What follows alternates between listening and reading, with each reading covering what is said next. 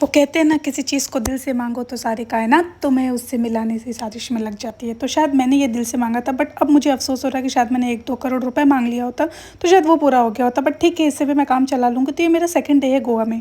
तो मैंने कलंगट बीच पे ही अपना लिया हुआ था होटल। तो मुझे वही पसंद है, कलंगट बीच। पता नहीं क्यों ऐसा लगता है कि मेरे दादा परदादा वहीं रहा करते थे, इसलिए जब भी मैं जाती हूँ मैं वहीं रुकती हूँ।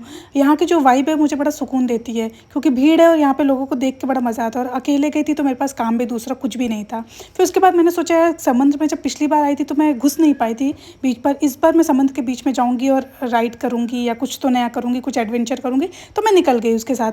यहाँ पर मुझे नाव वाला बोल रहा है, दीदी ऐसा करो, छपाक से कूद जाओ, उसके बाद आप तैरोगी, आप डूबोगी नहीं।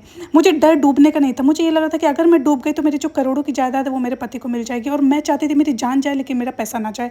तो मैं यहाँ पर कूद गई भगवान का नाम लेके। फाइनली मैं डूबी तो नहीं, मैं, लेकिन दिक्कत ये है कि मैं तैर भी नहीं पा रही थी, ना डूब पा रही थी ना तैर पा रही थी। और यहाँ मेरे जो बोटमैन था वो, अरे दीदी छोड़ो, अरे दीदी छोड़ो, दीदी छोड़ो यार, छोड़ो छोड़ो। यहाँ पे वो मुझे कह रहा, दीदी या तो तुम डूब के मर जाओ या तो तैर के वापस चली जाओ, ये जो आधा अधूरा लाश बन के घूम रही हो इसका कोई मतलब नहीं रह जाएगा। बट मैं क्या करूँ, फिर मैं वहाँ से वापस आ गई। मैंने कहा यार अपने बस की है नहीं, अपन चलते हैं अपनी बीच पर ही और लेते हैं मज़ा धूप का। धूप अच्छी नहीं थी बट ठीक है, आप जब जूस के साथ लेते हो तो मज़ा हर चीज़ का हो जाता है। तो फिर मैं वहाँ से थक हार के फिर मैं घर आ गई। अब घर आके, अब हमारे साथ इशू ये है कि हम नॉनवेज खाते नहीं हैं। अब वहाँ पे सिर्फ नॉनवेज होता है, बट मेरे साथ दो इशू थी। एक तो नॉनवेज नहीं खाती, दूसरा पैसे भी कम थे। तो मैंने घर पर ही मैगी बना ली। बट फाइनली मैंने ये जो पैनकेक देखा था, बड़ा मज़ा आ गया। तो मैंने 2-4 लोगों से पैसे लिए और पहले पैनकेक खा लिया। और शाम को फिर हम निकल गए आरंबल बीच। ये बीच आपको देख के लग रहा है बड़ा सूना सूना है, मुझे भी लग रहा था, क्योंकि यहाँ पे सूनापन इसलिए है क्योंकि जितने भी लोग आए थे सब दारू पी के इधर से उधर पड़े हुए थे।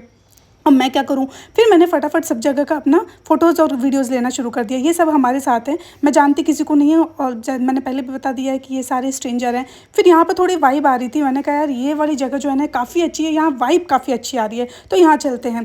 तो अब जानते हो ना, 10 लोग हैं, 10 तरीके की मैंटालिटी। बट मैं सबको घसीट के यहाँ पर लेके आ गई। मैंने कहा नहीं, अपन तो यहीं पर चलेंगे और यहीं मज़े करेंगे। यहाँ पर देखिए, तो यहाँ पर भी मैंने वीडियो बनाया, कुछ थोड़ा सा पॉजिटिव लग रहा था और गाने वाने भी अच्छे चल रहे थे। मैंने कहा चलो अपन यहीं पर नाचेंगे गाएंगे ऐश करेंगे और क्या। फिर मैंने मंगवाया पास्ता।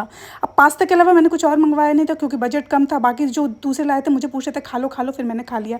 यहाँ पे मैं कर रही हूँ मस्ती, कर रही हूँ डांस। पीछे जितने भी है सारे स्ट्रेंजर है, सारे सोलो ट्रैवलर हैं, तो कोई किसी को नहीं जानता, बट मज़ा आ रहा था। उसके बाद इनके दिए हुए क्राउन का मैंने बहिष्कार किया और मैं वहाँ से चली गई।